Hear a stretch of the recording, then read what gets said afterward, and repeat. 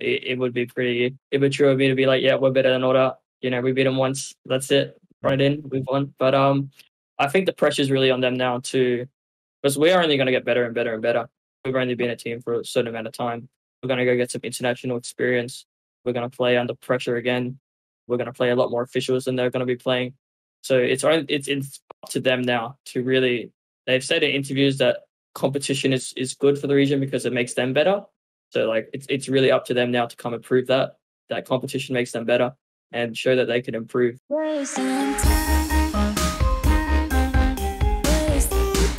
Good everyone, welcome to episode 37 of Geographically Challenged. And as we know, over the past week or so, there has been a lot of goings on in the Oceanic Valorant ecosystem. VOT has just finished off, and we saw Bonkers pulling off, I suppose, what might have been described as an unexpected win, although perhaps the guys here on the show today would say it was expected. I guess that's something that we can get into. We do have Minimise and Jordation on the show today. Obviously, Minimise is a player for Bonkers. Jordation is the coach for Bonkers. And Pilski's back as usual, you know, just because he keeps begging me to come back on this show. Either way, enough.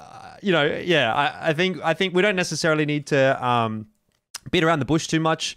I guess let's just dive into getting a bit of a background on Minimise and Jordation before we really dive into the specifics of the show, because I think, at least as far as you two are concerned, you know, you're not exactly the biggest names when it comes to Oceanic Valorant, right? There's obviously the Order guys, and probably everyone was looking at them and saying, these are going to be the guys that are going to go through to APAC playoffs or whatever. So I think it's actually quite nice to get your side of the story and get a bit of an understanding of who you are, maybe for some of the international people who are not following Oceania quite as much. I think I'll start with you, Jordation, because I'm a little bit more familiar with you and your history, obviously coming through from Overwatch, and that's kind of where I wanted to start things off, because that's a bit of an interesting transition in itself, right? You were quite a well-regarded Overwatch player back in the day, right? You played on teams like Direwolves, Mindfreak, Order, Sydney Drop Bears, and you had like 6 contenders wins, or maybe more than that. I don't know. I stopped paying attention when I stopped casting Overwatch. And you also did play at an APAC event. So how sort of your career in Overwatch go? Were you kind of happy with what you were able to achieve? And I guess we'll start talking then after that about how you moved into Valorant and stuff as well. Yeah, and I think I was very happy with my Overwatch career as a whole, especially like when I retired. And I think I really like pushed myself as far as I could go, and I have no regrets about my time there. I'm really happy that I got to have all those awesome experiences. Like, I feel incredibly lucky, especially over the last since, you know, whatever's happened the last 2 years, to have been able to attend like so many LAN events. It's, yeah, very happy with it. Yeah, cool. All right. Well, then you moved on into Valorant as well, and I think that's something to touch on in just a second. But Pilski, I mean, you obviously know Minimise a little bit better than I do. He seems to have been someone that you've worked with a lot. Yeah, for sure. I mean, well, worked with a little bit, but mostly just had the pleasure of casting his games and following his team and his progression and stuff like that, playing last year in the VOT. So maybe you can give us like a little bit of a background, Jackson, into how you got into Valorant and what your first couple of teams were, and then maybe talk a little bit about like what 2021 was like and stuff like that for you. Yeah, so when I first got into Valorant, I was in my last year of high school, and I had a lot of free time because of like all the COVID situation and stuff like that. But I was pretty much completely unknown.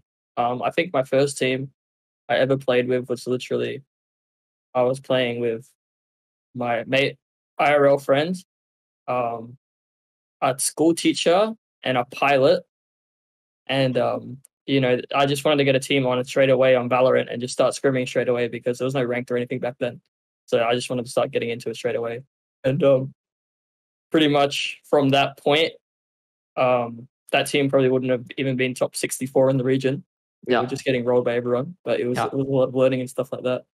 From that point, it just went up a bit, and then joined another team,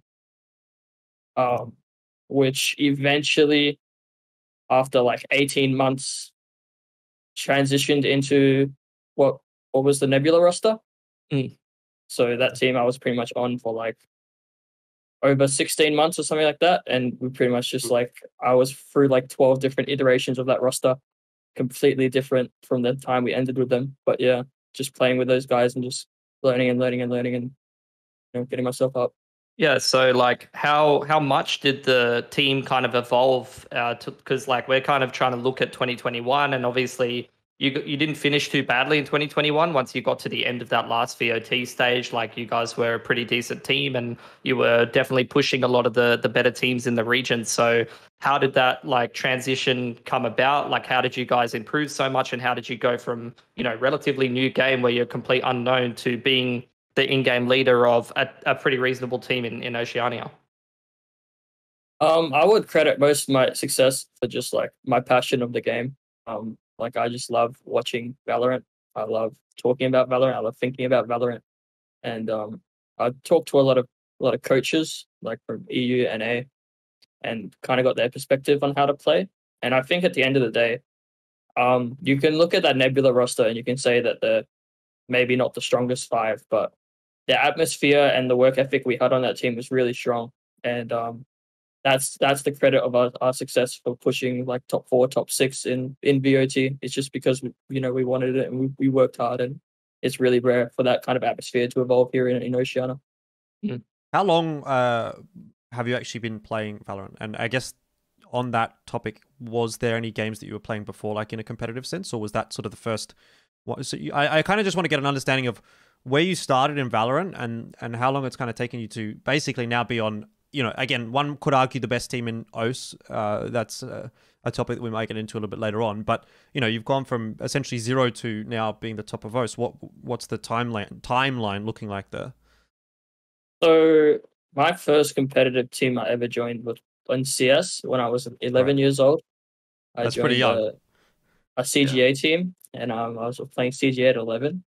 Oh. And that was a very interesting experience because I didn't really get much respect for my age. So it was very tough. But even back then, like, I remember I had like a schedule I would stick to and stuff like that in terms of like how I want to practice and stuff like that. Obviously, I stopped playing CS at like 13. It was like just too toxic for me.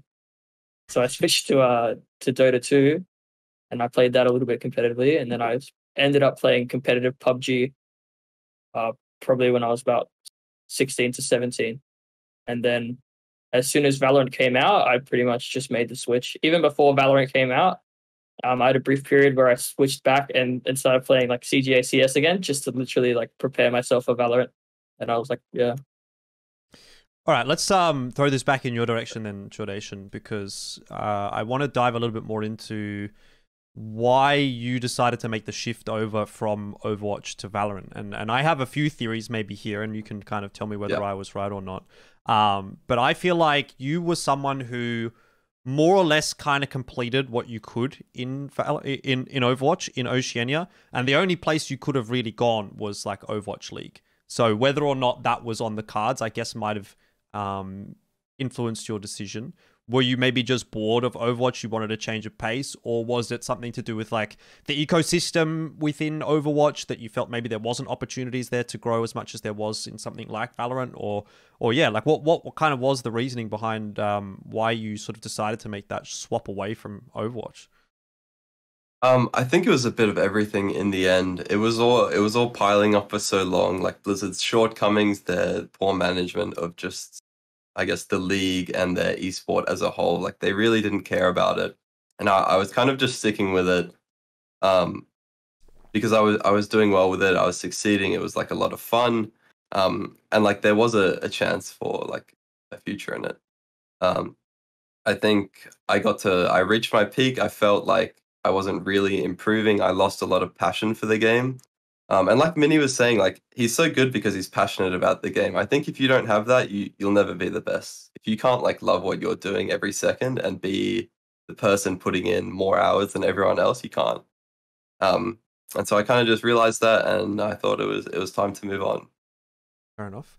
So when you did sort of make that swap, what was the transition like? Because I know you played a little bit of Valorant. Like I'm not super up to date, especially with the earlier stages of Oceanic Valorant, but I know you were sort of in and around playing on some teams, but it never really felt to me like when you made that swap over, you were like basically in Overwatch, you were on the best team 9 times out of 10.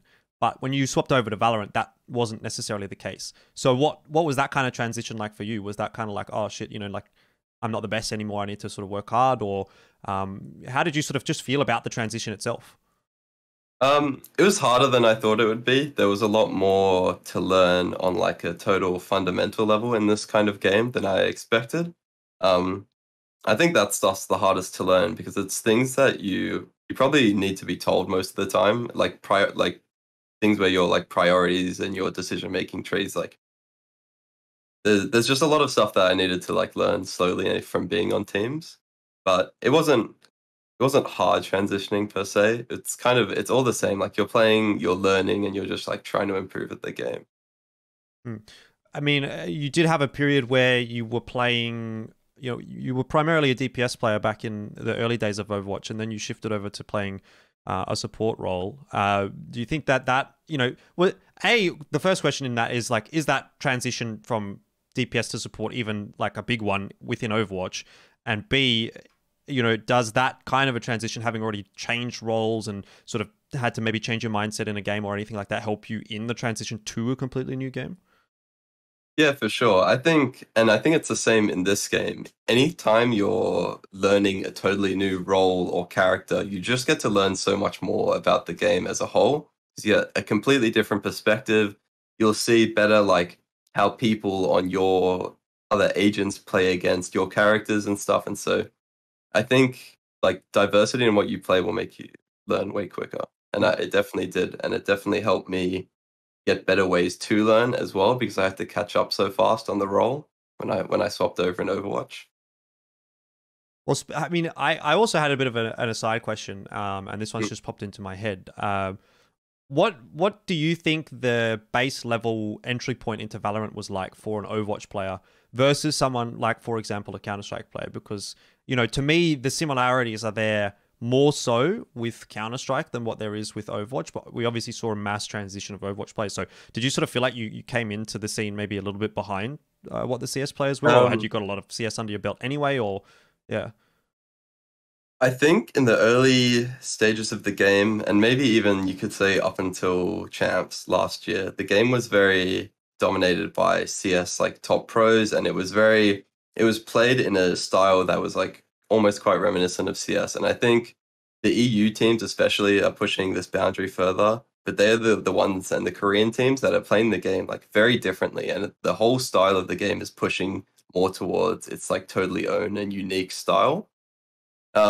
And so I think while like having CS experience is a huge advantage in this game, now I don't think it's like going to be stopping other players who don't have that experience from getting to that level. Yeah, well, I mean, I think it's not even surprising necessarily the fact that we've started to see people who have like endemically come from Valorant are starting to be the ones that are, better than the old CS pros and whatever. Starting to see like those ranked demons pop up, and all of a sudden they're on top teams. Yeah, and even like to add on to that, I could even see like I've had the pleasure of working like with a couple of different teams, but when I work with Overwatch players versus CS players, there's some things that they're like very uniquely good at that would almost never come up in CS, where I feel like CS you've kind of fallen into this same kind of patterns of play time and time again. But I feel like when I watch some Overwatch players play, they are able to like make split-second decisions so fast in the mid-round that like, and just adapt on the fly within like a much shorter period of time. Whereas I feel like CS players are a lot more rigid when something goes wrong, or you have to make an instant like millisecond kind of like adaptation when something goes wrong or something like that. I feel like they're often much slower to adjust, and that's something that I've noticed. It's because Overwatch was a shit fight.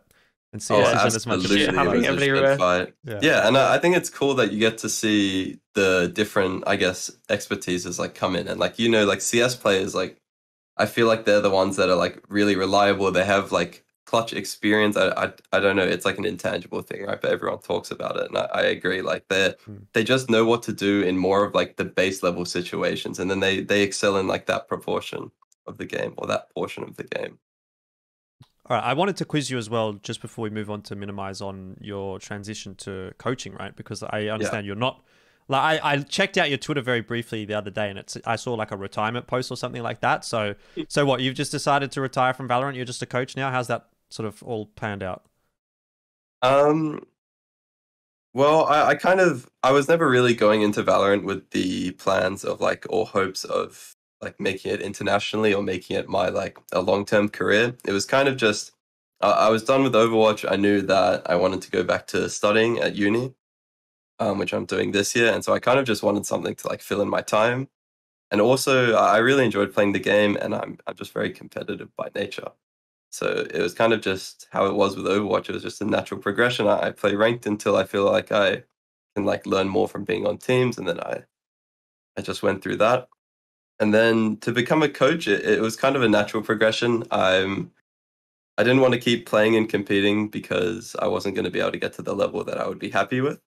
I just like it would have taken too much time. And I was working. I've been like good friends with Tix for like a year now. It's one of my first like friends through Valorant. It's been cool seeing his progression. And so when he got on this team, he kind of just brought me in as a coach. He asked the team like, would they be okay with it? And we just talked about it. And yeah, There you go. there I was. All right. So after that, what are we going for here? I've lost the script a little We're bit. talking about Minimise and how he's a younger, more genetically superior Well- version of you. I mean, I think I kind of already asked him everything that I wanted to ask him. You know, we talked a little bit about him adopting IGL role and transitioning that Nebula team. I think, I think we've already covered that. So you can kind of just move on to the next thing. Okay, well, I guess then in that capacity for you as an individual, Minimise, and I'm going to ask you the same thing here, Jordation. Maybe you don't have as interesting of an answer based on what you've just said, but we'll see.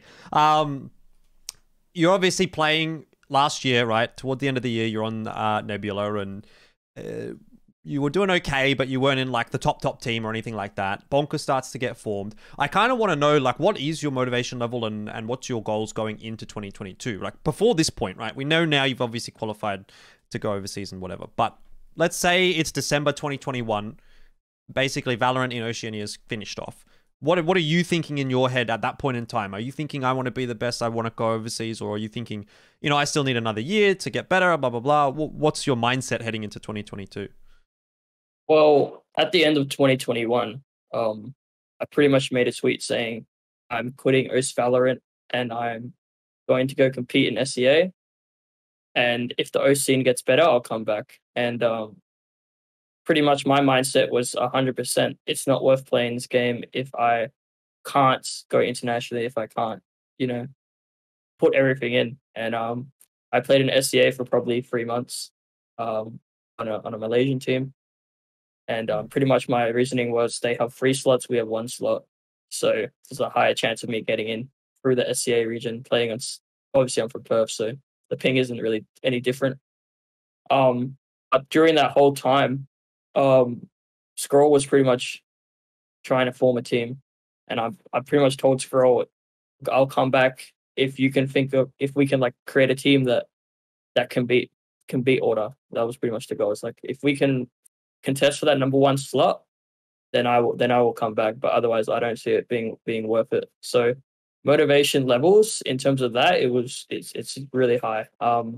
I pretty much, especially after going to Asia, seeing how much they prac compared to the Oceanic region, like I think, you know, I'm putting in way more hours into this game than probably anyone in Oceania at the moment. So when it came to creating that Bonkers roster, it was yourself and Scroll were like the driving forces behind that coming together?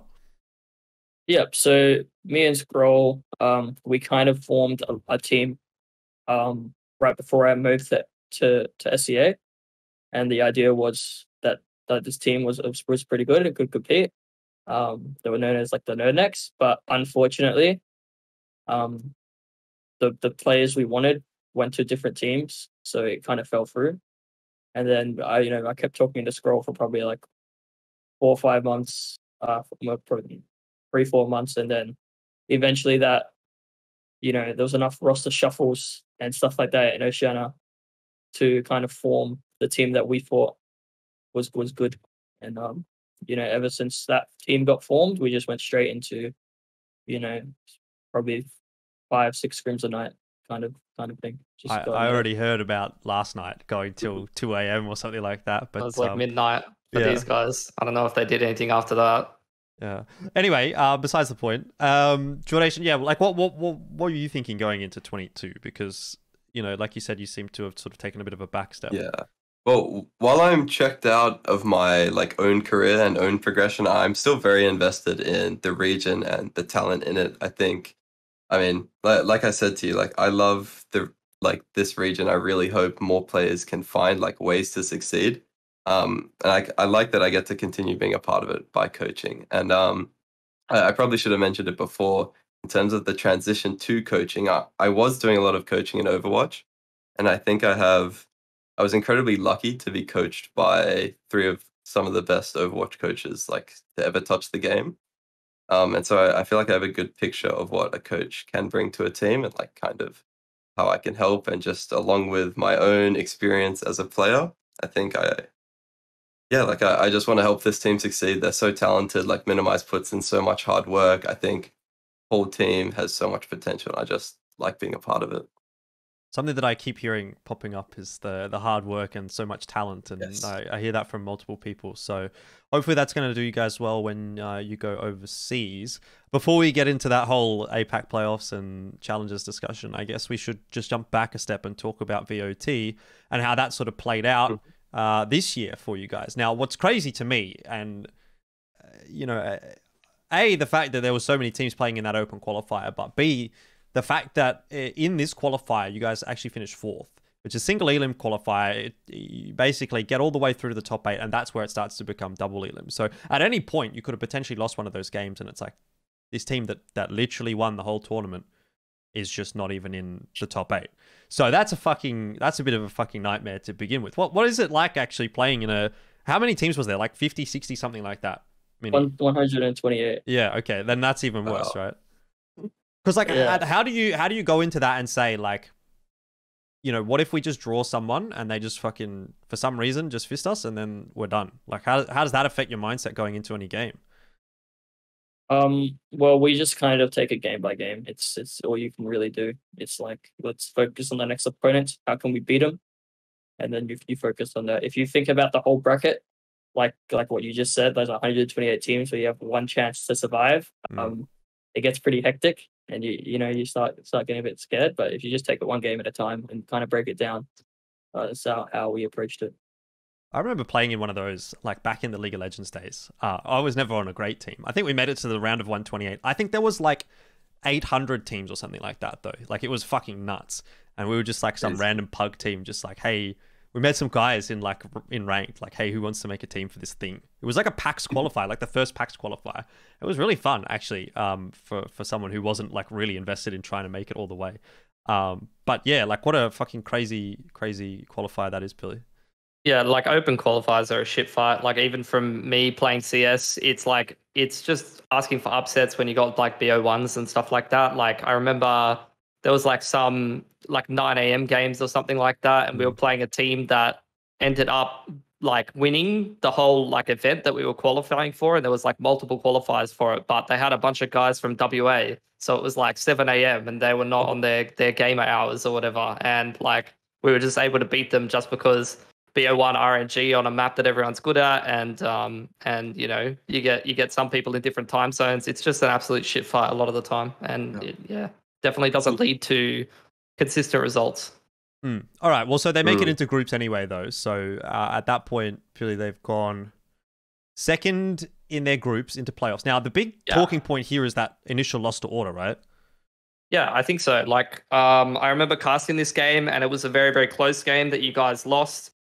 And maybe we can get both of your guys' perspective on how it went. And maybe I'll ask Jordation first. But, you know, what was your expectation going into the game against Order? And then, you know, maybe I'll ask after that, maybe Jackson can touch on like what, you know, how you guys felt after the game. Sorry, are you talking about open quals game versus Order? No. Not the open quals game. Once we went into groups, we're kind of into groups now. Yeah. Well, I think our mental going into that game, we were confident at the time, and I think that's been like a key factor in why the team has been able to like do so well and push so far, is that we never really like, we went into every game and we were talking about like, we're going to win this is how we're going to win this. We talked about being confident like in our own play and in Mini's calls. And regardless of the loss, we just went back to the drawing board. We reviewed the games. We learned all that we could from it. We just moved on. What was your perspective, Mini? Because obviously you played a lot of different opponents in the group and the playoffs, and we'll touch on some of the moments in particular. But I think this is like a pretty close game that I remember you messaging me afterwards, and you were saying like, I felt like we could have won that maybe. Yeah, so in terms of the importance of that game, it wasn't very high because we're already going to be the second seed going in. Yeah. And honestly, if you look at how the bracket turned out, you could have said that the first seed had a harder run. So in terms of that group stage, the Honey Badger game was definitely a lot more important for us. But after we after we lost to Order, I honestly think that was the better result. That benefited us the most because if we beat them, they might have been like, wary of us. They might realize they have to like change a lot of stuff. They have to realize like, okay, these guys could contend. But because the game was so close, we had a lot of VOD review material to kind of learn from. And they might just think, oh, we got a few lucky rounds, shouldn't have been that close, so they might have keep sleeping on us and that kind of stuff. So I honestly think that result probably benefited us in the long run. So after that, you guys go into the playoffs, and this is where we'll start to get into. Obviously, your first game didn't go to plan potentially. Like we had obviously. When we talk about the open qualifier, we talk about even the groups and even into the playoffs. This tournament was an absolute shit fight. Like there had been so many roster shuffles. There had been so many teams that it felt like pretty much anybody could turn up on the day and beat each other if they were just playing well enough. And obviously, as far as the first game goes, that's kind of what happened to you guys. So, what did you think about that game, Jordation? Like when you guys played up against Iconic, like what was your expectation of that first series matchup? I regrettably wasn't there for this game. This is the one that I missed and I wasn't there for. I think the team was still obviously. Right. I think the team was. We were just a bit wary going into this. I'll let Mini talk about it because he would have done all the prep for it too. Okay. Yeah. So I think overall trend of this tournament, first of all, is like you can look at the early results and the open core results and the group results, and I think we were trending up in terms of skill the whole tournament. I think we'd only been a team for like a month, 2 months at that point, so we were still learning a lot. So I think honestly, Iconic were the better team on the day. They played better. It's easy to call them a pub team. They have a lot of strats from their days back on Legacy, and individually they all performed really well. And I genuinely think they were better on the day. But I think they played kind of at their ceiling compared to where we played, probably middling or like towards our floor.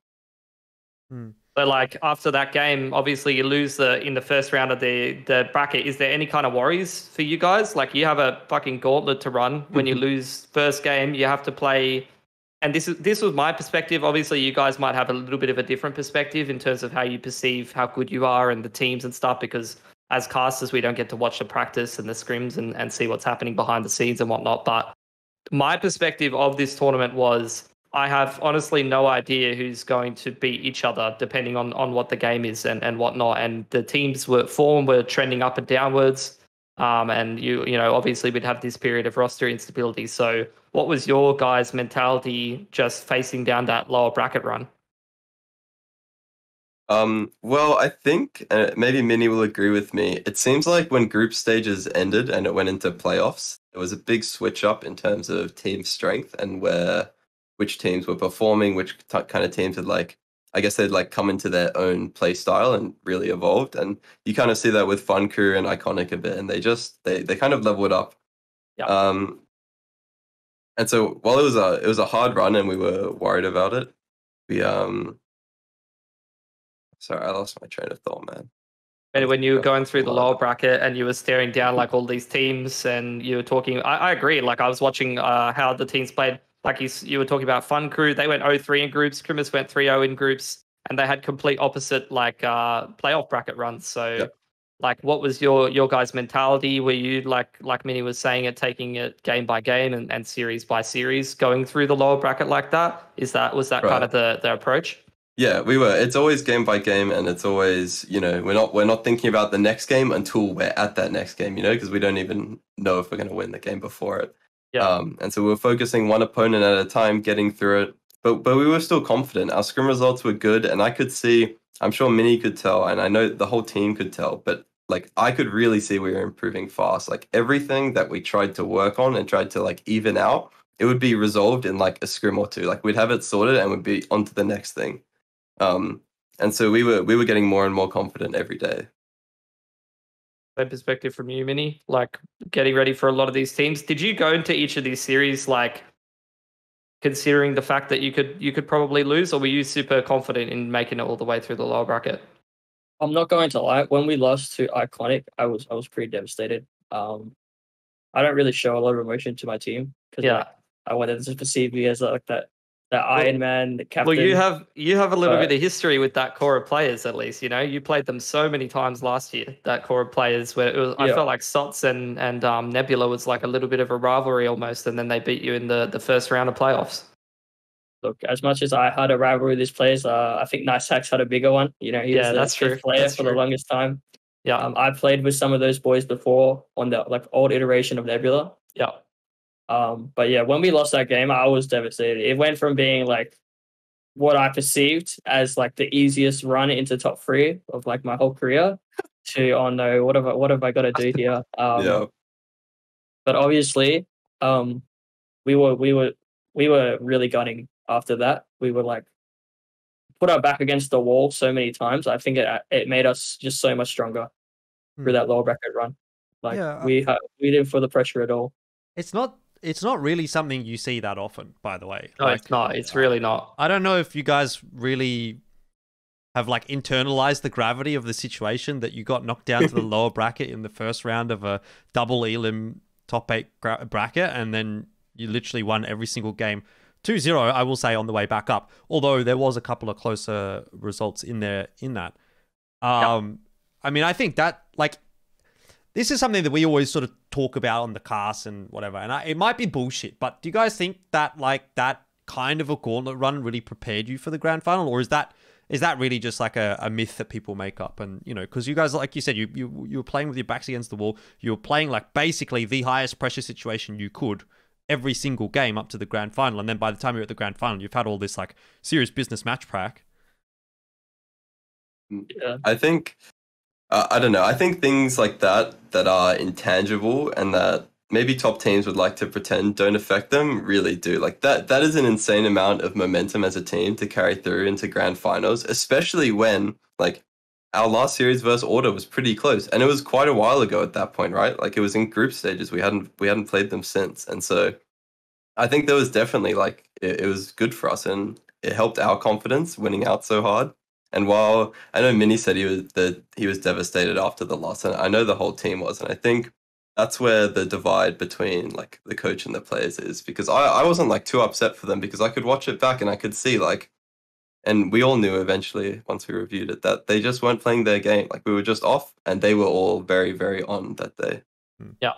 Sometimes I also wanted to ask as well before we go in the grand final and like move off of the lower bracket playoff run. I guess I'll ask you, Mini. You guys didn't lose a map, right? So that means that every series, and there were some close maps in there, like that went to all 24 rounds or went into OT and whatnot. That means that you guys are winning your opponent's map pick every series against some very good teams. So how was the prep? Like either one of you guys can pick this up. I'll throw it to Jackson first. Was that a case of prep? Was that a case of like map overlap? Or you guys just coming up clutch every time? Was it something different every time? What was your like thoughts about that? So we put a lot of work into our map pool. I honestly think we had the best map pool in the entire tournament. We could have played any map. We were like, our best map changed probably 4 times during this tournament. We started like insta picking Fracture, and then like we lost a couple Fracture games. Like, nah, that map's too hard. So we started insta picking Breeze, and then we got really bad period of Breeze when Riley came in, RDW. So we started picking Haven and stuff like that. And our map pool was really, really strong. And it's such a benefit in these BO3s, especially to be able to just pick a map that the other team is really uncomfortable on, especially when you're versing those more puggy teams. And I think that was the biggest difference between the first time we versus Iconic and the second time. So we kind of, instead of playing our game, we just tried to take them out of their comfort zone. Okay. Let's start talking about grand final then. Now, obviously, this is the big one. Funnily enough, actually, Pilski and I were casting a Counter-Strike event in Melbourne, so we weren't able to watch that grand final live. But I remember sitting on the couch, and Mac was there as well. And Pilly this is literally a golden goes, moment. Okay, can I tell this story? Sure, can I tell this you go story? for it. Yeah. You missed a key detail, by the way. For reference, we are standing inside the order studio. Oh, that's right too. Yeah. Doing this broadcast, and there's order staff there that are working on this broadcast.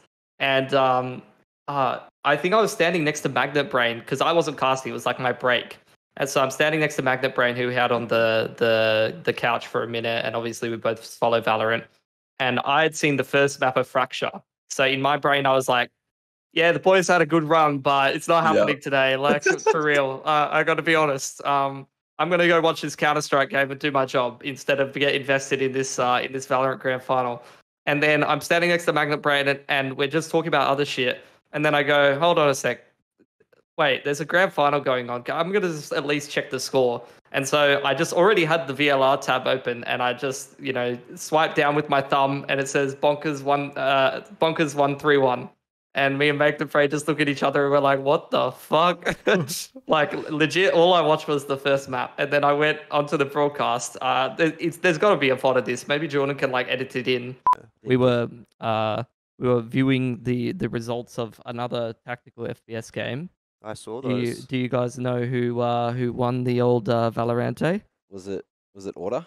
No. It wasn't. No, it was not. Did Order lose? They lost. It could be a Bonkers. Could be a bad They day. lost to Bonkers. Could be a bad day for Order. Oh my. Ooh. Oh my. So commiserations. I know we got some Order Army fans, obviously in this building. Anyway, so that's our little anecdote. But basically, yeah, I guess let's talk about that first map, right? Because you guys go down, what was it, 13-4 in the first map, and everyone's like 13-8, wasn't it? Was it 13-4. Yeah, it was 13-4. Yeah, 13-4. Fracky. Yeah. You got all the facts, mate. Go on. I think they won a map. Yeah, they won the next map 13-8. My brain. That's why. Okay. But okay, so we all look at it. You guys lose 13-4, and everyone's like, oh, okay, it's business as usual. Order's winning another grand final. I mean, what's the mentality like in the team camp at that point in time? Are you guys like, oh shit? So in the next map in particular on Breeze, I'll just talk about the Fracture game. We got rolled on that map. Order's never played it before. We had no film on it. We kind of thought, oh, they didn't ban Fracture. This is like in on here. But obviously they had a lot of prep on that map. And we had no prep on them. And I think it showed. They had some really good reads on us and stuff like that. But I think after our mental, and considering the fact that we had really no expectations in this grand final, everyone already read us off. So we were just like vibing. We weren't really worried about the result too hard. We just knew that all the pressure was on them. They need to perform. If they don't perform, it's going to be like hell on earth for them. So let's leave the pressure on them. Let's make them make those hard decisions, and let's just keep playing. Did you have any words of wisdom, Jordation, for the boys? Because I know, and I hate to bring it up, but you did lose a couple of grand finals in your time as well in contenders. So, yeah, and I think,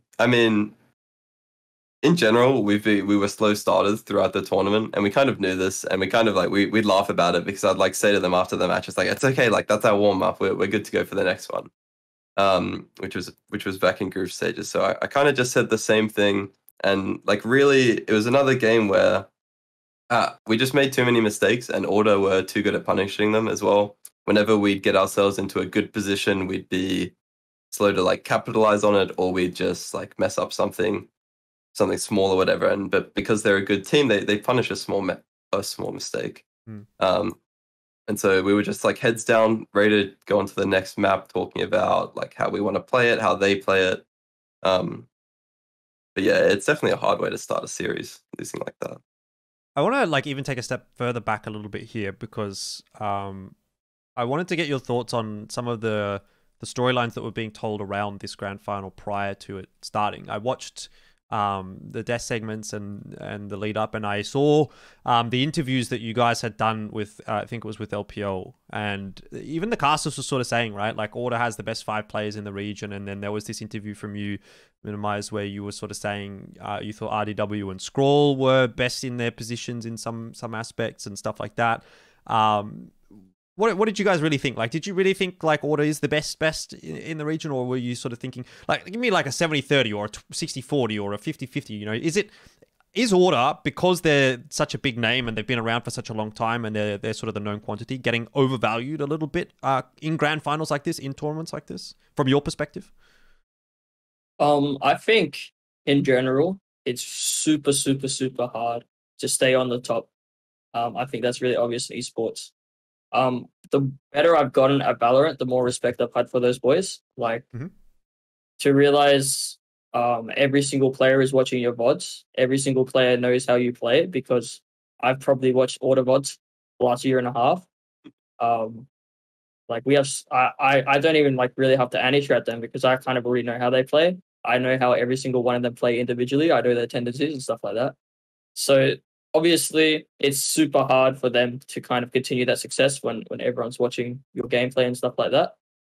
But in terms of that interview and how we were feeling, I just didn't believe it was true. We had scrimmed them and stuff like that. We were confident.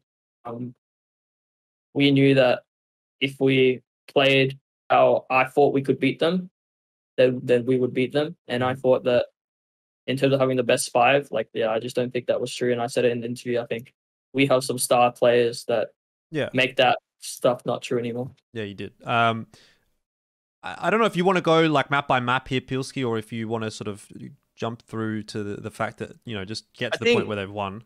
I don't know if we'll go map by map, but we should at least talk about like the map individually that came straight after Fracture. But like, just to put it in perspective for to talk about Order, like whether they're the best team or not. You know, for anyone that hasn't followed OS too closely, I think at the point that Bonkers beat them, they had not lost in 10 months or something like that.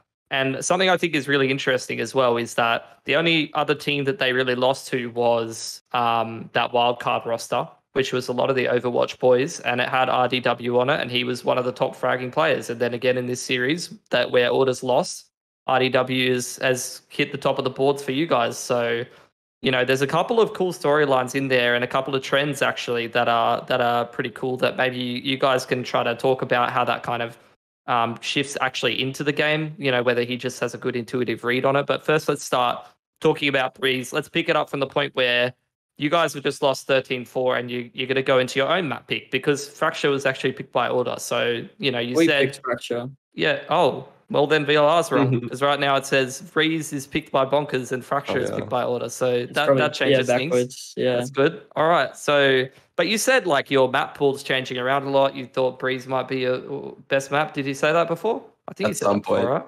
Yeah, at some point.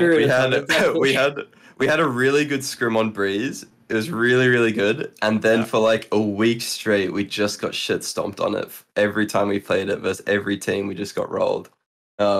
And so, yeah, that's when we stopped picking it. Yeah, fair enough. All right, so you're playing your opponent's map pick after you get 13 forward on your own map pick, and you're going into Breeze. What was the mentality for you guys?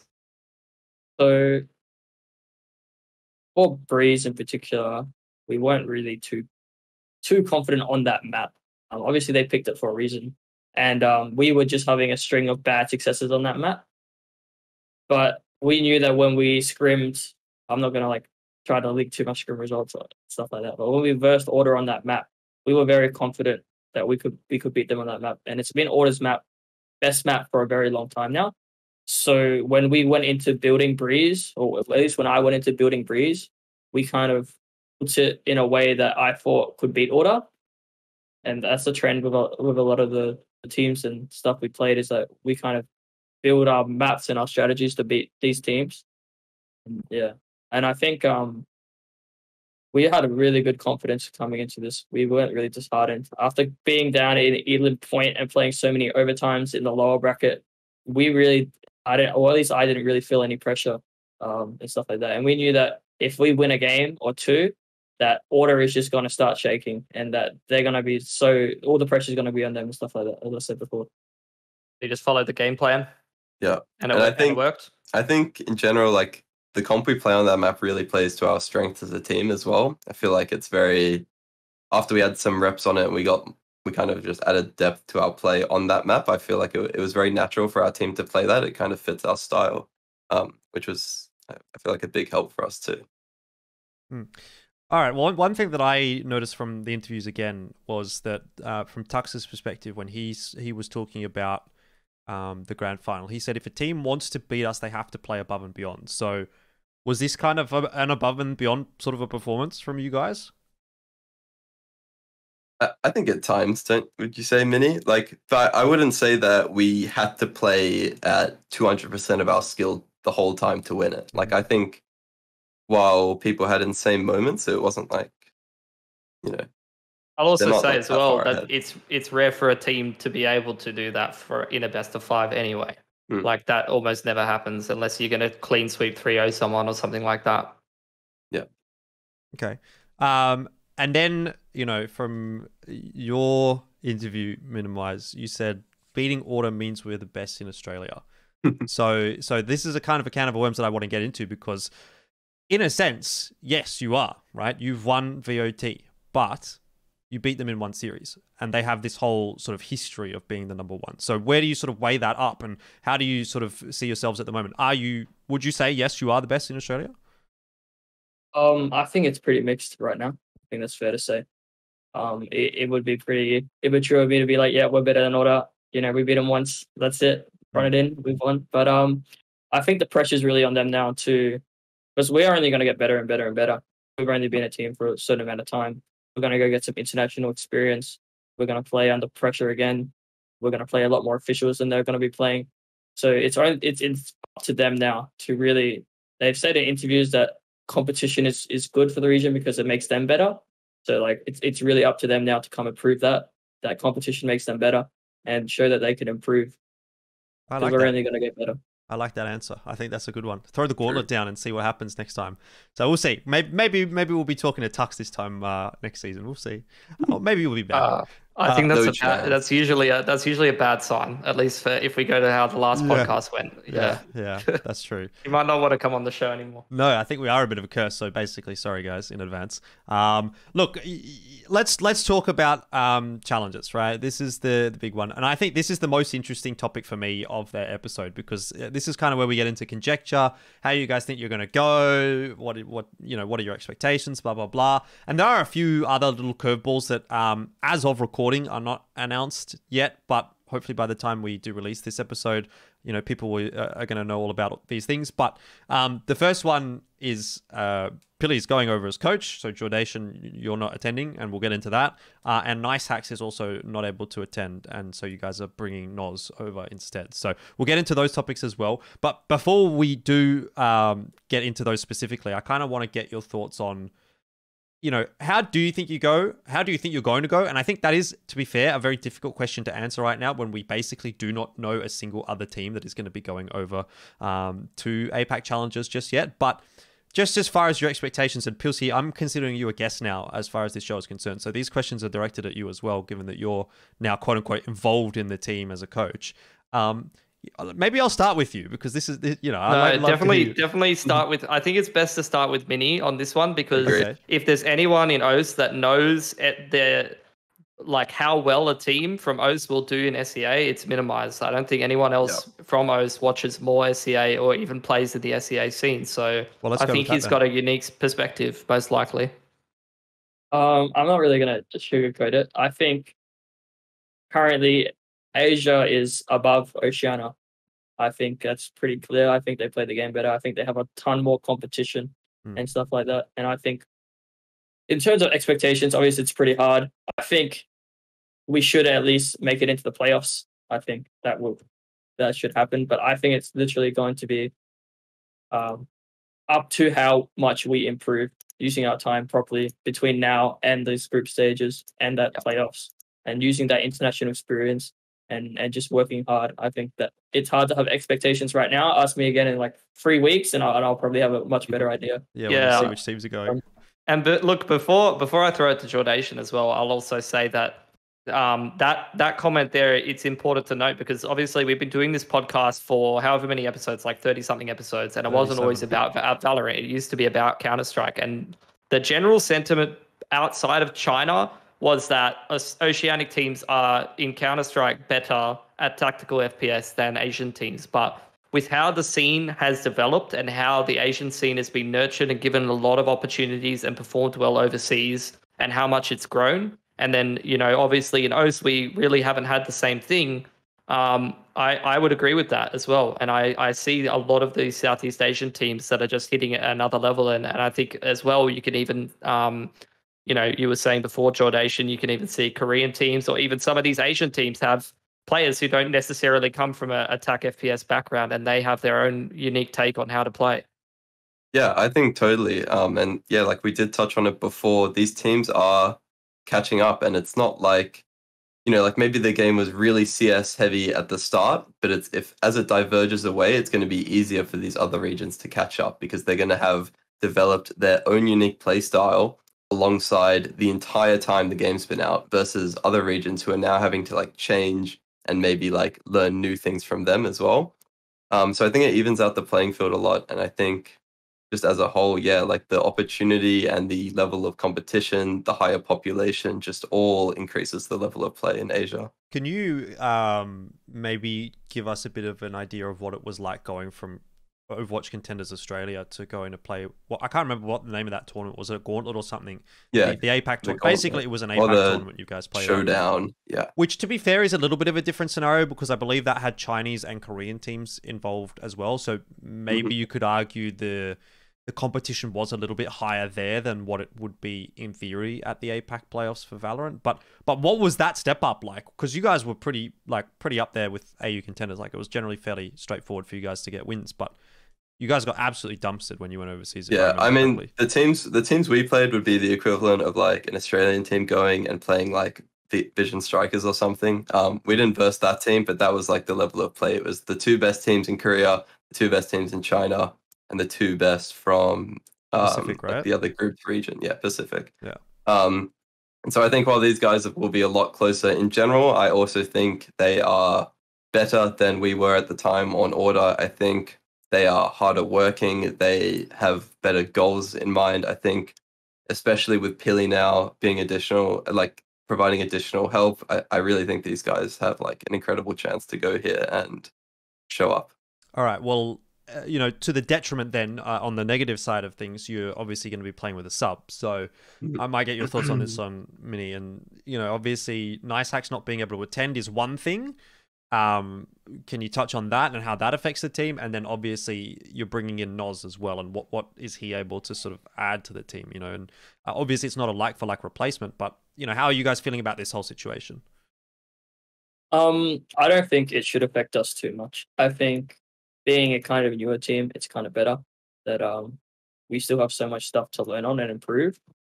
That subbing in someone so early in, we still have a lot of like stuff to go that's like map specific and stuff like that we don't have to reteach him. We're still kind of all learning as a team. In terms of Nozz, I think we're gonna get the real potential out of him. I don't think it's been reached yet. I think when you guys see Nozz in APAC, it's gonna be dangerous. I've got a lot of confidence in that guy. Okay. But yeah, obviously it sucks not have NickHacks come. That guy was a huge asset for us. I'm sure you've seen at least some crazy clips of him on Twitter. That guy is deadly, and it's super sad that he can't come with us, but his time will come. Yeah, I would agree with that. And I think it's almost sad because I was a big fan of NickHacks because in our region, we have a ton of like superstar jet players that have played for a lot of successful teams and that just frag out. But for me, NickHacks is like the dream for a team because he plays a lot more well-rounded and he doesn't play selfishly. The amount of times that you see him play for the team, he'll play different agents. He doesn't have to be jet every map. He'll hard entry on Neon. He'll go take map control with Raze and stuff. So he is really a player that has a much more complete play style in that role than a lot of other people who play a jet role, in my opinion. For sure. Sorry. You go. I was going to move on to the next topic. So if you've got something to add here, then go for it. Yeah, it's hard to pick a sub in those kind of situations, especially when NickHacks, like you said, he is such like a well-rounded duelist. Like he really did everything we needed him to. But when picking Nozz, I guess he's also a flexible player. We're changing some of our roles and stuff around. We're not trying to fit him in and replace NickHacks per se, because it would be too hard to try and expect him like to go in 1-for-1. So we're just trying to get him to like, I guess, the whole team to reshuffle to what's most comfortable. Get him comfortable. All right. Well, let's talk about your situation then, Jordation. You're not going over with the team. Why is that? I have university starting in like 4 days, and it's the worst timing because I would be missing like 2.5 weeks of the first 4 weeks of my course. And as much as I would absolutely love to go, and as much as it sucks not to, I can like happily say that I don't feel like I'm missing out. Like I did get that experience, and I'm so happy that these guys get that experience. And I think it's awesome that we have an actual coach to go over with them and help them out. I think it's awesome that Pilly's able to step in. It sucks that I can't go, but I'm It's a just pretty glad funny they get story to. that you mentioned uni, because I feel like I've heard that from someone else before. Yeah, look, not everyone is as responsible with their studies. Let's just say that. I've Oh, already, I've kind of already had to deal with this situation in the past. So look, we'll see how it goes. It could be a bit hit or miss, but I'm kind of in the same boat. Not luckily, mine doesn't start as near as yours does. Like your semester starts right now, whereas for me, yeah, we'll see how it goes. It could be a bit sketchy. Right. So how are you sort of feel? You know, what is this like for you, Pilski? Because obviously, you know, you're a caster, but you've done a bit of coaching. I know you do a little bit of coaching here and there when it comes to Valorant. I mean, this is kind of a bit of a whirlwind for you as well, I imagine. Yeah, I don't think I've had enough time to get as good as I need to be at it. I think I'm trying to put in extra hours. Like for me, I'm trying to wake up earlier so that I can have extra hours in the day and do stuff at the moment. Yeah, I think, you know, I haven't even really done that much of it. I think I've had like one night with the boys. So we'll definitely put in a lot of work over the next couple of weeks. I've already got some ideas, but for me, I think I'm trying not to mess with success so much. Like I'm trying to just ask Jackson as much as I can what he needs and how he wants to play and stuff like that, and ask the guys, you know, what is your comfort role? How do you want to play and stuff like that. And I feel like what I can really help with is just adding consistency. I've got that more so the CS brain, and I'm also like the things that are safe and consistent. So the things that I want to work on are, you know, identifying the problems and coming up with some solutions that aren't too difficult for them. I don't think we can really build a massive playbook or like overcomplicate things too much. I want to try to help them fix up things like that are just fundamentals, like making sure we consistently win anti ecos and maintaining control of economy, communication, and things like that. Because I think these guys, they do so many of the things that are that I couldn't possibly teach them anyway, and that are hard to learn. And they have such unique ability in each of their roles, and even Nozz included. Like when I was talking about the split second decision making, I was talking about Nozz, where like I think that he is able to just adapt on the fly super well. So my kind of philosophy is don't fuck with it too much, because these guys just won, and just try to constantly be asking them what they need and what they think they would benefit from, and then try and put my own spin on it. And I feel like that style is almost better in the way the game's going, and not having like a huge playbook is probably, I feel, beneficial almost. This game it's so fast, and people are playing quite loose now. There are so many more triggers and like little things to go off or change your play from that. I think having this kind of like freeform style team where we just talk about how we wanted to react to things when we notice them happening, or we're just good at adapting and like reacting on the fly. Any thoughts to throw in here, Minimise? Like, I know you're obviously not the coach, but it definitely impacts you quite substantially, I'd say. So how do you feel about this whole situation? Well, I think Pilski coming in would be really good. I think the kind of stuff that we lack, Pilski kind of feels. Obviously, as an IGL, I love doing all the high meta stuff, or the strat making and stuff like that. But I kind of sleep a little bit on the CS fundamentals, and I kind of, you know, don't really have too much knowledge on that area. So I think Pilski coming in is pretty much like the yin to my yang kind of thing. Like we kind of slot together really perfectly. We all have our strengths, and as long as we don't step on each other's toes, I think it should work out pretty well. Yeah, hopefully. And I think, obviously there's a fair bit of expectation. I mean, I guess maybe expectation isn't the right word, but is pressure the right word? Because you are the sole Oceanic representative, right? And there's been huge discussions about this in the past. Should OCE have an extra slot? Should OCE even be in APAC? Should they be given this kind of pathway? Should there be a different pathway? Blah, blah, blah. All this kind of stuff. But in a sense, you guys are playing almost to justify the region being there or being in this position, or to justify that the team needs another playoffs position or something like that. So do you guys, and this is maybe collectively for all three of you, feel like there is a degree of pressure coming into this, into the challenges? Well, I guess I'll go first. I feel like a lot of players almost like put their head down and don't think about things very much. I'd probably say Jackson is probably one of the guys who probably would have thought about it a little bit more, because as we've mentioned, he's already like tossing it up in the SEA scene and stuff like that a little bit. Personally, I just am trying to compartmentalize and look at the situation that's in front of me and do the best job that I can with the time that I have and what I'm given. But, I think already that this team is good enough. It depends on the group, obviously. And this is how it always boils down. And I already said this on the podcast a while ago. There have been situations where these minor regions just get a group that they can't do anything with, and you would have to pull off some insane upsets. And if that's what has to happen, that's what has to happen. But we talk about how many slots there are for some of these teams in the different Asian countries, and I already think that this team has the talent to be able to beat a lot of the field. And if we just don't mess with the formula too much, and these guys play the way that they did here, they're already good enough to compete with the field. And I think there's a lot of Oceanic teams that you could say that about. So I'm hoping that that's going to be good enough for the TOs that are looking at this region and trying to justify additional slots. Anyone else have 2 cents to throw in? I think to justify 2 slots, a few months ago, or like back last year, it would be hard, because it pretty much just seemed like Order was above the rest of the pack. But now that, Order isn't the one going, I think it's easier to justify that there's 2 slots. And I'm hoping that we can go over there and cause a ruckus and kind of show that we deserve more than one. Yeah, and honestly, I feel like having only 1 slot probably helped us in terms of motivation, because how many teams would have been pining for second if there were 2 slots, Yeah. How many teams would be like, oh, we just have to beat everyone but Order? Yeah. So having that extra level of motivation. What's the seeding match at the end of the day, right?